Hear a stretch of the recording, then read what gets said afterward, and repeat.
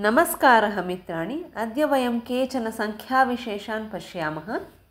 आश्रमचतुष्टयं ब्रह्मचर्याश्रमः, गृहस्थाश्रमः, वानप्रस्थाश्रमः, सन्न्यासाश्रमः। चतुर्वर्गाः धर्मः, अर्थः, कामः, मोक्षः। चतुर्गतयः देवः, मनुष्यः, तिर्यक्, नारकः। चतुरङ्गानि रथः, गजः, अश्वः, पदातिः।